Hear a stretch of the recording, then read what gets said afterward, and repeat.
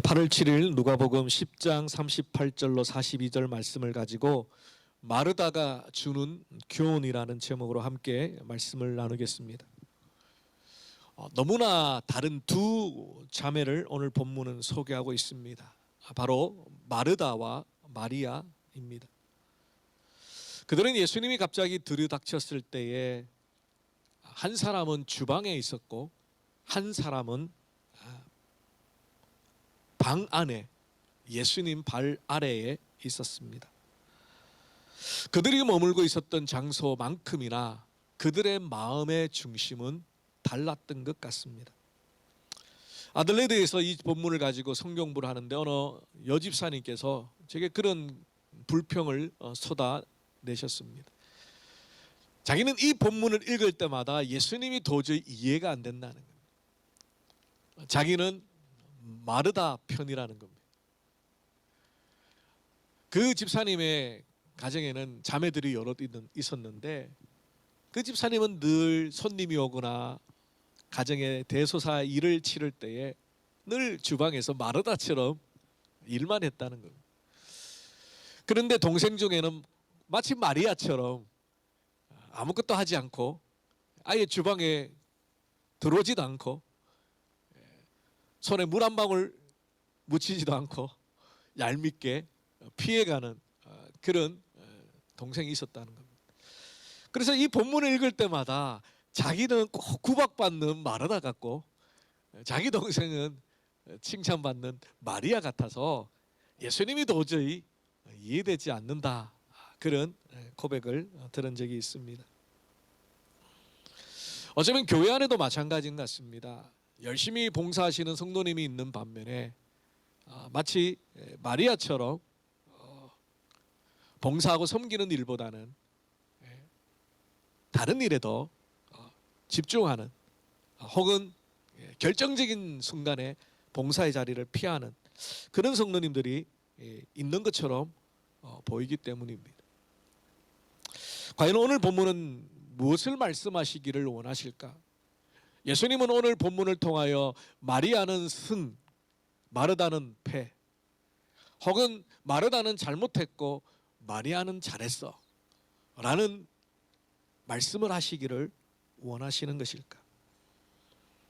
교회 안에 봉사하지 아니하고 그저 방관하는 구경꾼과 같이 서 있는 많은 성도들에게 면죄부를 주는 그런 본문으로 예수님은 이 말씀을 하셨을까?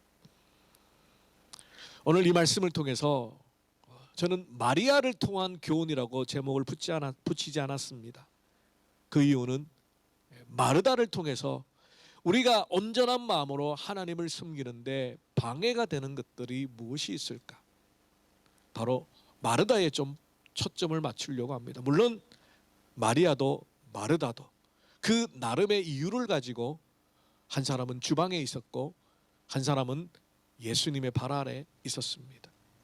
근데 정말 예수님께서 기뻐하시는 것, 원하시는 것, 그것을 오늘 본문의 마르다를 통해서 우리의 섬김과 직분과 봉사의 모습은 어떠한가 함께 살펴보기를 원합니다. 예수님은 이 두 여인들과 그리고 오라비 나사로 그들과 친분의 관계가 있었습니다. 예수님의 주 활동 무대는 갈릴리 또 가버나움, 그러나 주기적으로 예루살렘을 방문하셔서 종교 지도자들과 대화하시고 그들의 외식하는 신앙의 모습을 꾸짖어 주시며 장차 십자가를 지시고 죽으실 마지막 세 번째 예루살렘의 입성을 꿈꾸며 기대하며 계셨을 겁니다.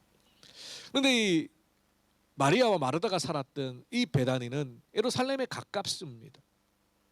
그래서 예루살렘을 드나들 때마다 예수님은 아무런 예고 없이 이 가정을 방문하였고 또 교제하였습니다. 요즘 같으면 핸드폰이 있어서 미리 간다 예고라도 하든가 하다못해 까똑이라도 남겨서 예수님과 제자들이 언제쯤 어디를 갈 것이니까 준비해라, 그런 커뮤니케이션이 되지만 2000년 전 예수님 살던 이 당시에는 그런 수단이 없었으니까. 예수님께서 복음을 전하고도 이리저리 다니시다가 제자들과 함께 이제 예루살렘에 입성하시는 길 가운데 베다니를 방문하게 됩니다. 그리고 이들의 집에 갑자기 예고 없이 들이 닥치셨습니다. 오늘 보면 38절에 보면 마르다가 예수님을 그리고 제자들을 영접하였다라고 기록하죠. 그들이 길 갈 때에 예수께서 한 마을에 들어가시매 마르다라 이름하는 한 여자가 자기 집으로 영접하더라. 예수님이 베다니까지 오셨는데 다른 데 가지 마시고 우리 집에 오셔서 제자들과 함께 식사하시고 잠시 쉬었다가 가십시오. 이 마르다라는 이름의 뜻은 안주인, 여주인이라는 뜻입니다. 그러므로 마르다가 책임지고 주방의 일을 하는, 그리고 손님들을 접대하는 그런 일에 앞장섰던 중심 인물이었음을 알 수 있습니다. 언니였던 마르다가 열심히 주방에서 예수님과 제자들을 섬기기 위하여 준비하는 가운데 오늘 39절에 보니까 마리아는 예수님의 발치에 앉아 그의 말씀을 듣고 있었다. 그렇죠. 여기서 중요한 것은 예수님의 발 아래에 앉아 있다라는 데 있는 것이 아니라 예수님의 말씀을 듣고 있었다라는 데 포커스가 있습니다. 복음서에 나타나 있는 이 마리아의 모습은 좀 일관성이 있습니다. 다시 말해 마리아는 언니의 눈을 피해 주방에 번거로운 귀찮은 일을 하기 싫어서 의도적으로 예수님의 발 아래 예수님과 함께 있는 것이 아니라는 겁니다. 요한복음 12장 2절에 보면 예수님께서 그들을 방문했을 때 마리아는 향료값을 껴 예수님의 발을 씻기시고 그 예수님의 발 아래 앉아 있게 됩니다. 뿐만 아니라 요한복음 11장 32절에도 오라비 나사로가 죽게 되자 마리아가 예수님의 발 아래 엎드려서 간구합니다. 예수님 만약 이곳에 계셨더라면 우리 오라비가 죽지 않았을 텐데요. 그래서 이 마리아의 별명이 뭐냐면 발 아래 여인이라는 겁니다. 예수님의 발 아래 여인. 발 아래 엎드렸다, 발 아래 경배하다, 발 아래 나아가 예수님의 발을 머리털로 향료옥합을 부어 씻어주다 라는 그 모든 비유적인 표현은 철저하게 마리아가 예수 그리스도 앞에 순종하고 굴복하고 낮아진 그런 모습입니다. 그러니까 다른 어떤 일보다 무엇보다도 예수님을 맞이하는 데 있어서 철저하게 낮아지고 경배하고, 그래서 그분의 말씀을 듣는데 다른 모든 것보다 우선순위를 두었다라는 의미입니다. 예수님이 말씀드린 대로 이곳저곳을 다니시며 복음을 전하셨기 때문에 예루살렘을 방문하거나 베다니 자신의 집에 방문하여 함께 말씀을 나누고 교제하는 것은 정기적이거나 주기적이지 않습니다. 간헐적이죠. 어쩌다가 예수님이 사역의 그 행선지가 예루살렘을 지나가게 될 때 그때 한번 예수님을 만나고 예수님의 말씀을 듣고, 그러므로 이 마리아에게는 다른 무엇보다도 예수님의 천국의 복음, 예수님의 생수와 같은 말씀, 하나님을 다시 한번 붙들게 만드는 위로의 말씀, 그것이 가장 큰 우선순위였습니다. 그래서 발 아래 여인이라는 별명을 가지고 있죠. 그러므로 마리아는 일부러 주방의 일을 회피하기 위해서, 봉사의 수고를 하지 않기 위해서 예수님의 발 아래 있는 것이 아니었다는 겁니다. 물론 우리는 마르다의 입장도 이해가 됩니다. 저는 주방에 그렇게 익숙하지 않기 때문에 잘 모르지만 우리 여자 성도님들, 여자 집사님들, 손님이 왔을 때 특별히 구약의 율법에 따라 손님을 대접하는 것은 아주 중요한 신앙의 표현입니다. 그래서 구약의 약자법에 보면 고아와 가부와 나그네를 돌보라 그랬죠. 나그네는 갑작스럽게 들이닥치는 손님들입니다. 그들을 주님의 마음으로 환대하고 돌봐주고 손 대접하는 것은 구약에서 하나님이 중요하게 설명하고 있는 사랑의 정신, 섬김의 정신과 연결되어 있습니다. 그러므로 예수님과 제자들이 지친 그 발걸음을 이끌고 먼지가 뽀얗게 앉은 그 모습으로 마르다의 집에 왔을 때에 마르다가 제일 먼저 생각했던 것은 예수님 배고프시겠다. 제자들 시장하겠구나. 뭐라도 빨리, 국이라도 빨리 끓여서 요즘 말로 말하면 콩나물국이라도 빨리 끓여서 좀 드시게 해야지. 거기에 마르다의 포커스가 있습니다. 손을 대접하고 예수님과 제자들을 섬기는 그 자체가 잘못되거나 틀린 게 아닙니다. 그런데 마르다의 선한 동기가, 그 선한 동기와 목적이 끝까지 유지되지 않고 마음속에 불평과 원망이 올라왔다는 겁니다. 혼자 분주하게 주방에서 예수님과 제자들을 섬기기 위하여 음식을 요리하다가 문득 고개를 들어 방을 들여다보니까 마리아가 거기 앉아 있는 거예요. 지금 일손이 부족한데 한 사람이라도 옆에 와서 함께 도와주면 예수님과 그 제자들을 10명이 넘는 손님을 대접하는데 훨씬 수월할 텐데 마리아는 눈치도 없이 예수님 발 아래 앉아 있는 거예요. 옛날 속담에 보리방아를 찧을 때에, 방아 알죠? 방아라고 있습니다. 이렇게 팍 찧을 때 옆에서 고개만 끄덕여줘도 수월하다. 제가 이 속담을 되게 좋아해요. 지난번 아들레이드 임직식에 가서도 이 속담을 설교 때 이야기를 했습니다. 저는 그 속담이, 우리 옛날 어른들의 그 속담이 우리 교회 공동체, 하나님의 교회 공동체의 영적인 아주 중요한 모습과 연결된다고 생각합니다. 실제로 우리 교회뿐만 아니라 모든 교회는 열심히 섬기고 봉사하는 10% 미만의 사람들을 통해서 교회가 굴러갑니다. 아마 교회뿐만 아니라 다른 조직도 마찬가지일 것 같아요. 물론 그 중에는 봉사를 할 자리를, 그리고 봉사할 타이밍을 보고 있는 분도 계시고, 열심히 봉사하셨기 때문에 지금 조금 쉬고 싶은 분도 계시고,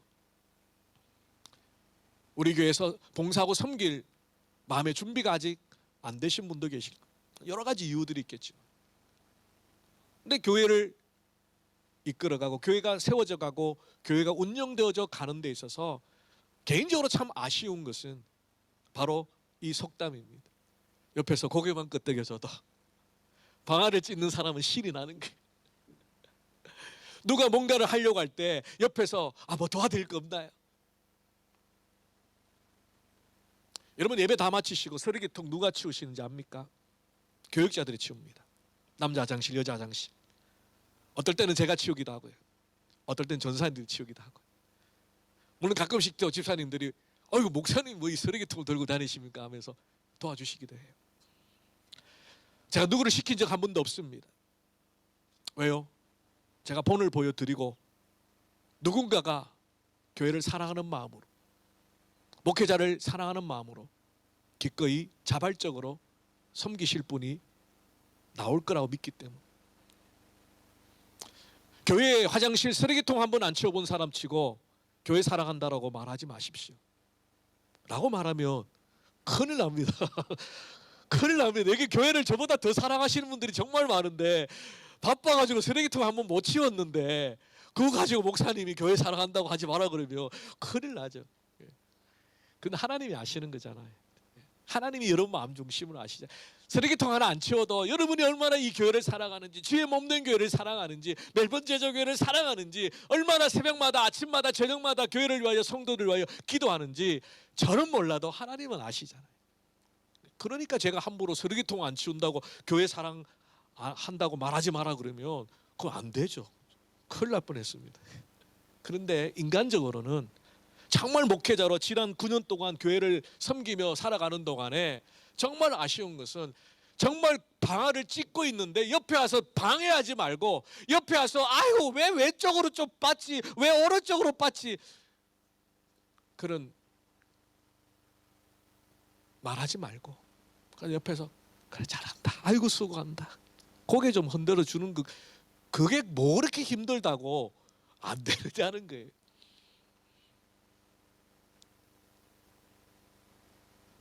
자, 여러분들 혼내는 거 아닙니다. 혼내는 거 아니니까 너무 불쾌하게 기분 나쁘게 듣지 마시고, 우리가 교회라고 말하고 교회 공동체라고 말하고 예수 그리스도를 머리로 한 몸이라고 말하는데 그가 영적으로 어떤 아픔이 있는지, 삶 속에 어떤 고민이 있는지, 고통이 있는지 그걸 일일이 속들이 다 들여다볼 수는 없지만 그래도 최소한 교회에 와서 함께 섬기고 함께 봉사하고 함께 하나님의 나라를 이루어 가는데 속담처럼 같이 고개 좀 끄덕여 주시고 격려해 주시고 위로해 주시고 잘한다고 수고한다고 애쓴다고 사실 그 말 한마디가요 봉사하고 섬기는 사람들 마음을 싹 녹여줍니다. 아무 말 없이 덩 한번 툭툭 뜯어줘. 나 너 알아. 너 힘들고 수고하고 고생하는 거 알아. 그런데 하나님이 더 잘 알고 계실 거예요.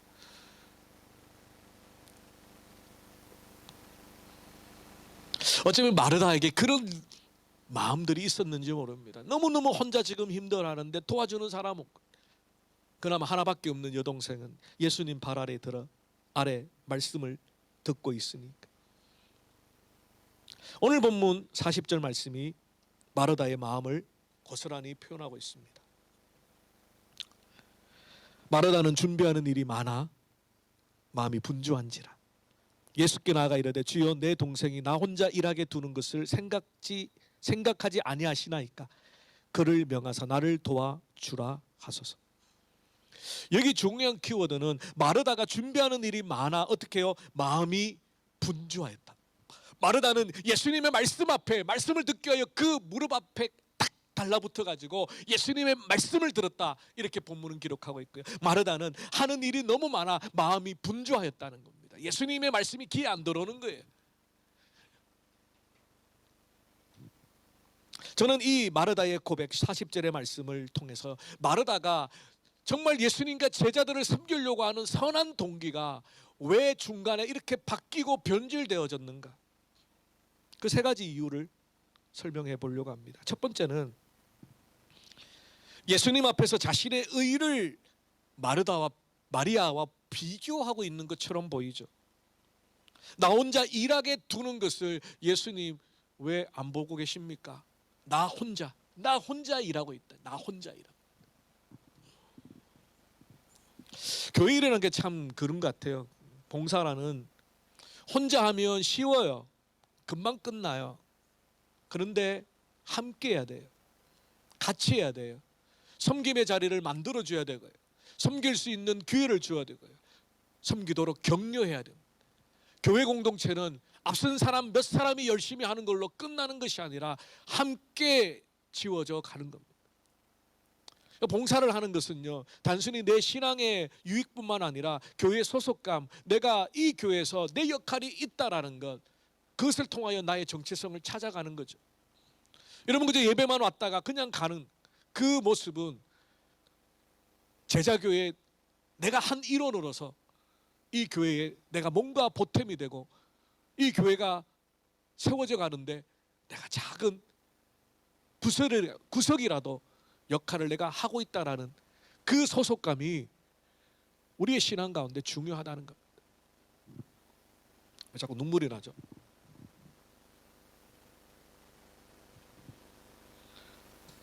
눈이 따가워서 눈물이 나는 거니까 오해하지 마세요. 뭐 갑자기 뭐 이렇게 눈물이 왜 나는지 저도 모르겠는데 마르다가 첫 번째로 그 선한 의도가 변질되기 시작한 것은 비교하는 것이었어요. 비교. 나 혼자 일하게 놔두는 것. 거기에 대한 불평이 쏟아지기 시작합니다. 나는 바쁜데 마리아는 지금 한가롭게 예수님의 발 앞에 있습니다. 두 번째는 마르다 자신이 동생 마리아에게 도움을 청할 수도 있는데 굳이 예수님을 끌어들였어요. 자, 예수님이 좀 판단해 주세요. 예수님이 마리아에게 너 언니 저렇게 고생하는데 너 왜 이렇게 뺀질거리고 내 옆에 있니? 가서 도와줘 라고 말씀 좀 해주세요.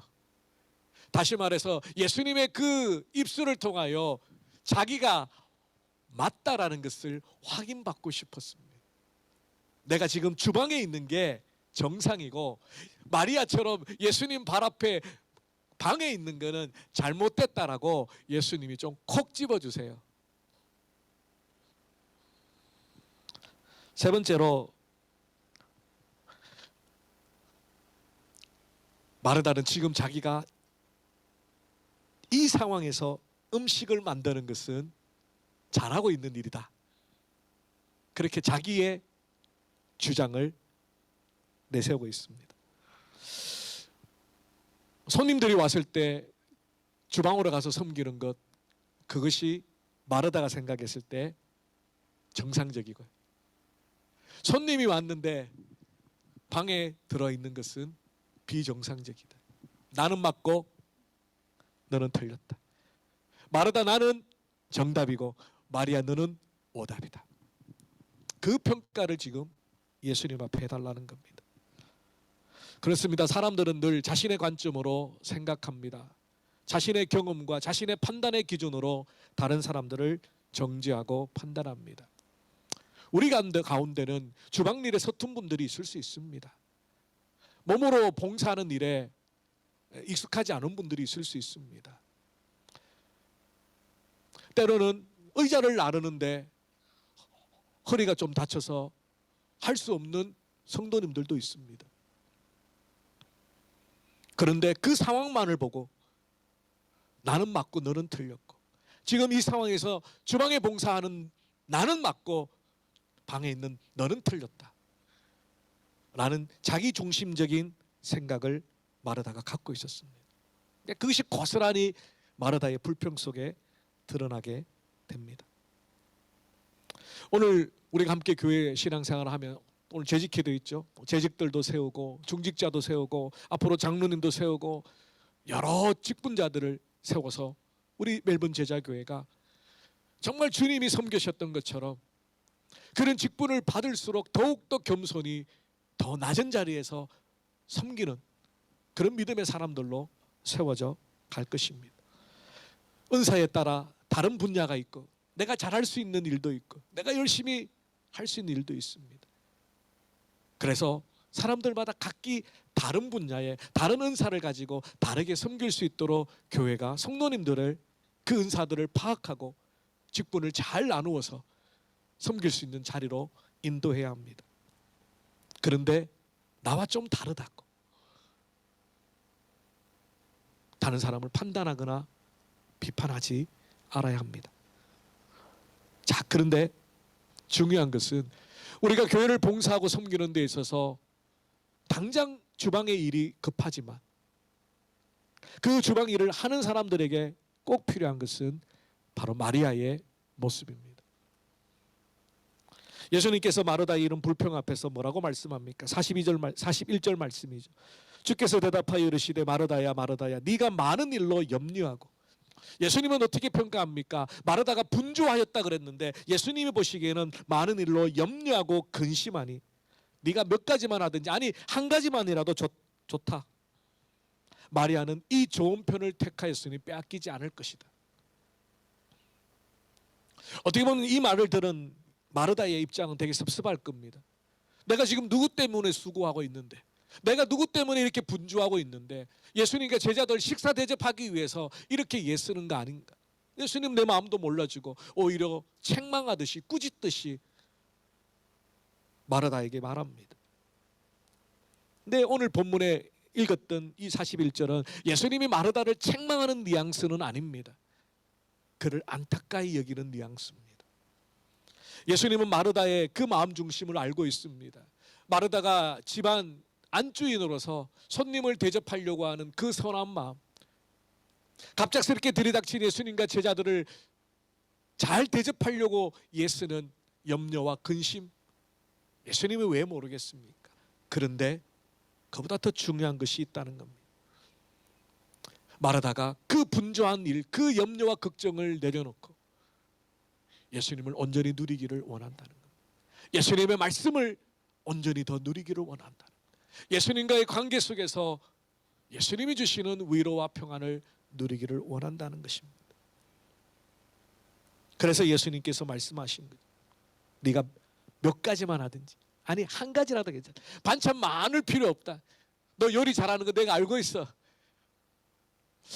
여자분들은 그런 약간 자존심 있잖아요. 뭐 많이 이렇게 또 이렇게 새가족 신방이나 뭐 이렇게 이사식 감사 신방이나 특별한 신방에 가면 제가 가능하면 식사 시간을 피해서 시간을 잡습니다. 아침 10시 반, 점심 먹고 1시, 저녁 먹고 7시 반. 왜냐하면 식사를 준비하다가 예배를 준비하는 마음에 소홀해질까 봐. 저를 대접하는 일보다 하나님의 말씀을 듣고 말씀 앞에서 함께 교제하고 말씀으로 위로받는 것이 더 중요한데, 식사 준비한다고 온 힘과 온 마음을 다 쏟았어요. 막상 예배 드릴 때는, 여러분 저 식사 대접 안 하셔도 됩니다. 예배 가운데 집중하시고 말씀을 통하여 하나님을 더 가까이 만나는 것이 신방 가는 목회자의 제 1순위의 소망입니다.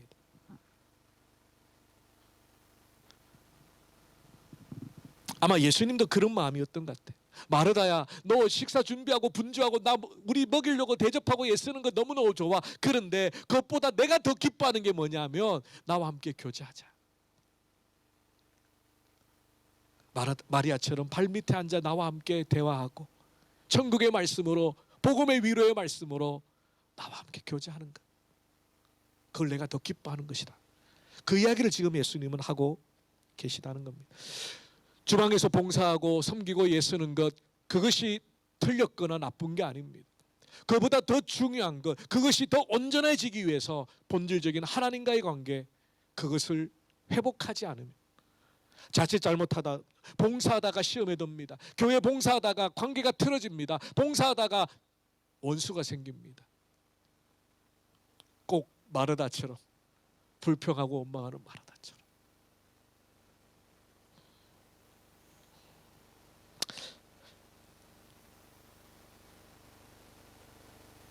그렇습니다. 마르다의 마음은 분주했다가 근심했다가 염려하게 됩니다. 여러분 교회 봉사하면서 기쁨과 감사와 즐거움이 아니라 염려와 걱정과 근심. 그렇다면 우리가 다시 한번 회복해야 되는 것은 예수님의 발 아래 엎드려 그분이 주시는 은혜와 위로로 우리의 봉사를 다시 한번 확인해 볼 필요가 있습니다.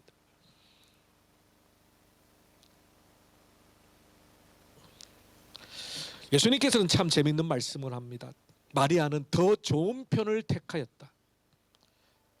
마르다가 택한 것이 잘못된 게 아니죠. 나쁜 것이 아닙니다. 더 좋은 편을 택하였다라고 말합니다. 이것에 대한 신약의 학자들의 해석이 두 가지입니다. 하나는 마리아가 자신의 영혼에 더 유익한 편을 택하였다는 겁니다. 그러니까 마리아가 택한 주님의 말씀을 듣고 주님과 교제하고 주님을 통하여 위로받는 그것이 더 좋은 것이다. 마리아 자신에게. 라는 해석이 있고요.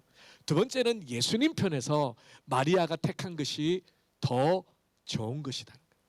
예수님이 진짜 기뻐하는 것은 육신의 배를 채우는 대접이 아니라 나와 함께 교제하는 것. 예수님이 보시기에도 마리아는 더 좋은 것을 택했다.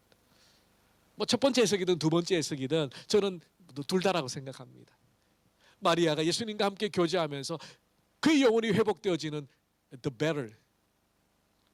그리고 예수님께서도 기뻐하시는 것. 예수님의 소망이 뭡니까? 예수님이 이 땅에 오셔서 하신 일이 뭡니까? 발이 부르트라 온 동네를 다니시며 천국의 복음을 전하고 하나님의 나라를 선포하고 하나님의 돌보심과 죄사함의 은혜를 말씀하셨습니다. 예수님 이 땅에 오셔서 먹고 마시고 즐거워하는 것, 거기보다 복음을 전하고 하나님의 사랑을 전하는데 그의 삶을 다 드렸습니다. 그렇다면 예수님이 정말 기뻐하는 게 뭡니까? 예수님 정말 우리에게 원하시는 게 뭡니까? 1순위는 주님과의 교제입니다. 주님과의 교제. 그분이 주시는 위로와 그분이 주시는 사랑과 은혜로 우리 일을 감당하는 것. 그렇다고 여러분의 봉사의 자리를 다 내팽개치고 다 예배의 자리로, 말씀의 자리로 가라는 것이 아닙니다. 우선순위의 문제죠. 부디 자신의 신앙 가운데 그러한 하나님의 은혜로 가득 찬 자들이 봉사하고 섬겼으면 좋겠습니다. 나의 열심, 교회에 섬기다 보면 타고난 태생이 열심인 분이 있어요. 주님을 믿는 신앙과 상관없이 그냥 열심인 사람, 무슨 일을 맡겨놓아도 열심히 잘하는 사람. 사실 봉사를 하다가 주님을 만날 수 있죠. 왜냐하면 그 봉사의 한계를 내가 부딪히게 되죠. 하나님 힘 주셔야 됩니다. 하나님 위로해 주셔야 됩니다. 하나님 은혜 주셔야 됩니다. 그렇기 때문에 봉사하면서 믿음이 자라고 하나님 앞에 더 가까이 나가게 되죠. 8월 달이 되었습니다. 8월 달쯤 되면 저는 이제 내년 목회를 구상합니다. 구역장님은 누구를 좀 세워야 될 것 같고, 성경부는 어떻게 해야 될 것 같고, 각 부서마다 교역자들은 뭐 2, 3년마다 교체를 하는데 어떻게 배치를 해야 되고, 교사들은 어느 정도 충원이 되었을까, 뭐 그런 생각들을 이제 하게 되죠. 근데 성도님들은 8월 달쯤 되면 무슨 생각 하시냐면, 내년에 내가 좀 쉬어야 되겠다. 어떻게 전도사님이 꼬시든 협박을 하든 내년에는 내가 기필코 쉬어야지. 그런 생각을 8월 달부터 좀 하십니다. 8월 달 딱 보니까 그러시더라고요. 여러분 남은 8, 9, 10, 11, 12, 5개월 동안 하나님의 은혜를 충만히 사모하시고 내년에 또 봉사의 자리로 가시기를 바랍니다. 목사님 제가 1년만 쉬고 다시 내년에 후내년에 봉사할게요 약속하고 저희 때까지 20년 목회 경험 동안 딱 2사람 있습니다. 딱 2사람 실제로 그렇게 약속해서 돌아와서 봉사하십니다. 나머지 분들은 쉬니까 좋거든요. 편하거든요. 예배만 왔다 갔다 예배만 드리고. 봉사하고 수고하는 게 영적인 부담감도 있고요. 책임감도 있어요. 거기에 달랑 보상이라고는 천국의 상급밖에 없죠. 뭐 돈을 주는 것도 아니고 뭐 떡이 나오는 것도 아니고 정말 하나님을 바라보는 순수한 마음으로 섬기다 보니까 즉각적인 보상이 없어요. 그러다 보면 지치고 시험에 듭니다. 내 이렇게 애쓰고 수고해도 뭐 내게 무슨 유익이 있을까? 그런데 하나님 다 알고 계십니다. 제가 늘 이야기하지만 사례를 받는 목회자보다 사례 없이 평신도로 섬기시는 여러분의 상급이 천국에서 저보다 더 클 겁니다. 저는 사례를 받고 교회를 섬기고 여러분은 그저 정말 하늘의 상급만을 바라보며 교회를 섬기기 때문에 만약에 천국에 갔는데 여러분의 상급보다 제 상급이 많으면 제 상급 떼드릴게요. 어저께 청년부 수련회에 있었습니다. 방문을 하고요. 잠깐 시간이 있어서 그 주변을 산책을 했습니다. 그 벨그레이브 동네가 조용하니 뭐 토요일 오후다 보니까 뭐 상점들도 별로 없지만 다 문을 닫고 있더라고. 그러다가 이제 한 시간 정도 동네를 산책하고 다시 캠프장으로 오는데 지금 거기에 공사를 하고 있어요. 올해쯤 되면은 이제 어코모데이션이랑 작은 채플 그리고 주방까지 해서 현대시설로 다 바뀐대요. 그 제가 그걸 어떻게 알았냐면 어떤 호주 키 큰 할아버지가 허름한 복장으로 그 거리를 그 캠프장 안에서 저와 마주쳤어요. 그래서 이제 say hello 하고 인사를 하는데 뭐 갑자기 뭐 자기 소개하는 분위기가 됐어요. 근데 그분이 거기 벨그레이브 컨버전 센터의 보스라는 거예요. 그 대빵이래요 거기. 그걸 뭐라 그래야 되나? 원장이라 그래야 되나? 뭐 그런데 토요일 날 워킹비로 발런티어로 자기가 일하기 위해서 왔다는 거예요. 제가 깜짝 놀랐어요. 보스인데 그게 총 책임자인데 장화 신고 허름한 옷으로 워킹비를 하기 위해서 토요일 날 그 오후에 막 열심히 일을 하고 있더라고요.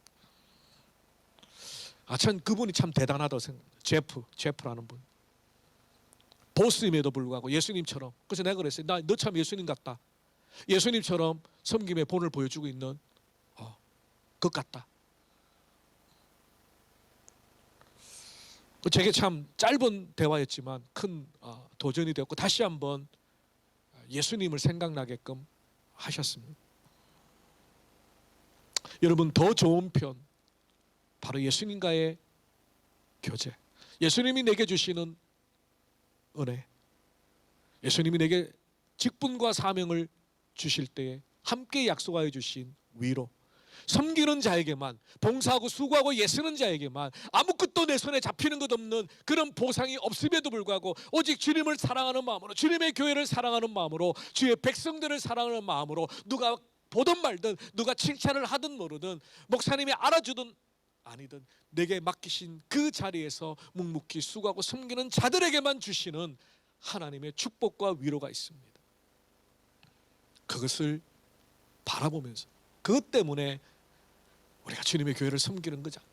그것 때문에 나의 땀과 열정과 시간과 물질을 헌신하는 것이죠. 그러므로 여러분, 꼭 봉사하기 전에, 내년에 직분을 받기 전에 반드시 이 5개월 동안 말씀 생활, 기도 생활, 성령의 충만함을 사모하며 내년에 직분을 받으시고 섬기시고 사역하시기 바랍니다. 말씀을 정리하겠습니다. 사랑하는 성도 여러분, 10년 전에 한국에 출판이 되었다가 화제가 되었던 책이 있습니다. 피로사회라는 책입니다. 한병철이라는 분이 쓰신 책인데요, 현대사회를 성과주의 사회다라고 규정을 짓고 현대인들은 피로한 사회 속에 살고 있다는 겁니다. 성과를 얻기 위해서 경쟁하고 짓밟고 두각을 드러내야 되고 참신해야 되고 뛰어나야 되고 남들보다 탁월해야 되는 경쟁 속에 살기 때문에 피로 사회 속에 살고 있다는 겁니다. 근데 문제는 그 현대인들이 누구보다도 자기 자신을 착취하고 학대한다는 거예요. 그래서 현대인들은 피곤하다는 겁니다. 근데 이 피곤이 공동체를 파괴하고 관계를 파괴한다는 겁니다. 그 피로함 때문에 서로를 찌르고 괴롭히고 짓밟게 되는 거예요. 결국 이것은 폭력이 된다고 말합니다. 마치 지쳐버린 마르다가 예수님에게 마리아를 책망해 달라고 요청하는 것처럼 예수님의 폭력을, 꾸지름을, 호통을 요청했던 그 출발이 어디에 있었냐면 마르다의 피곤함에서부터 있었지 않았을까. 누군가는 열심히 교회를 봉사하고 섬기지만 누군가는 구경꾼처럼 방관하고 있다면, 그래서 소수의 몇 퍼센트만 몇 가지 일을 맡아 애쓰고 봉사하다 보면 6일간 세상 가운데도 경쟁하며 피곤하여 지쳤는데 교회까지 와서 직분으로 감당해야 될 그 직분과 봉사와 사명이 마르다처럼 짐이 되고 불평이 되고 오히려 시험이 된다. 실제로 저에게 오신 많은 새가족들 중에 반은 관계의 문제 때문에 상처를 입고 오시고요, 반 정도는 지쳐서 오시더라고요. 지쳐서 그 전에 교회에서 열심히 봉사하고 수고하셨지만 이제 너무너무 지쳐서 도망 나오신 거죠. 그래서 그런 분들이 인 줄 알기 때문에 제가 한 2년 정도는 그냥 내버려 둡니다. 2년. 근데 이제 3년 초쯤 되면 이제 봉사를 권유하죠. 그러면 조금 더 회복돼야 된다. 조금 더. 그러시냐고. 알겠다.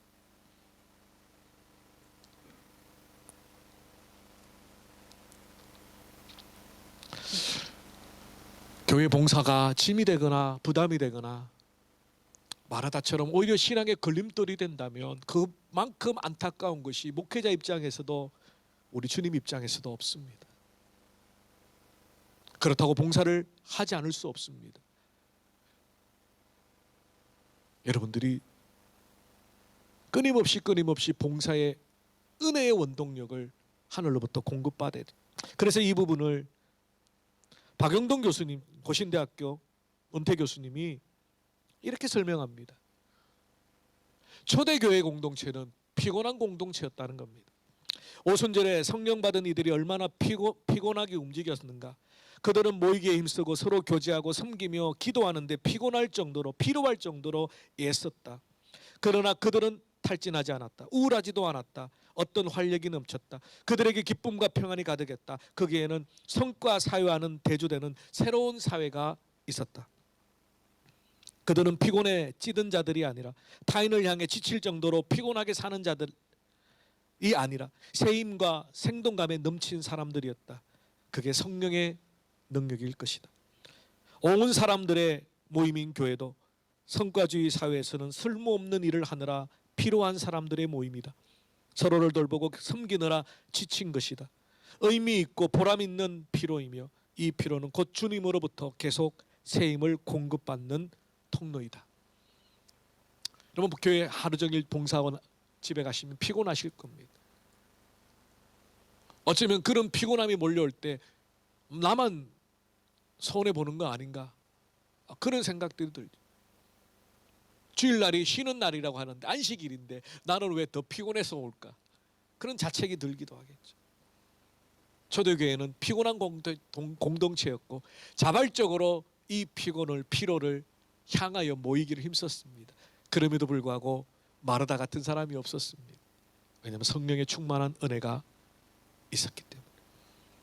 우리 봉사하시는 모든 분들, 또 앞으로 봉사하실 모든 성도님들, 마르다처럼 불평하고 원망하고 다른 사람과 비교하여 시험에 들지 마시고 우리에게 주시는 하나님의 성령의 은혜를 날마다 사모하며 우리가 감당할 수 있는 봉사와 직무와 직분을 감당할 수 있는 능력과 은혜를 날마다 겸손히 마리아처럼 예수님 발 앞에 엎드려 간구함으로 말씀의 은혜와 봉사의 삶이 균형 잡히는 우리 모두가 되시기를 주님의 이름으로 축원합니다. 기도하겠습니다. 살아계신 주님 감사합니다. 마르다를 통하여 우리의 모습을 비춰봅니다. 특별히 봉사하고 수고하고 애쓰시는 모든 분들, 아버지 하나님 지치고 낙심하고 또 내년의 사역에 퀘스천 마크를 아버지 하나님 품고 있는 모든 분들에게 주님 다시 한번 은혜를 다하여 주시옵소서. 주님 교회를 섬기고 또 주님의 백성들을 섬기는 그 일에 기쁨이 있게 하시고 무엇보다도 우리 주님과 발 아래 엎드려 주의 말씀과 주님이 주시는 은혜로 공급받아 우리에게 맡기신 귀한 사명과 직분과 봉사를 잘 감당할 수 있도록 축복하여 주시옵소서. 감사하고 우리 주 예수 그리스도 이름으로 기도 올리옵나이다. 아멘. 우리 다 일어나셔서 찬송가 200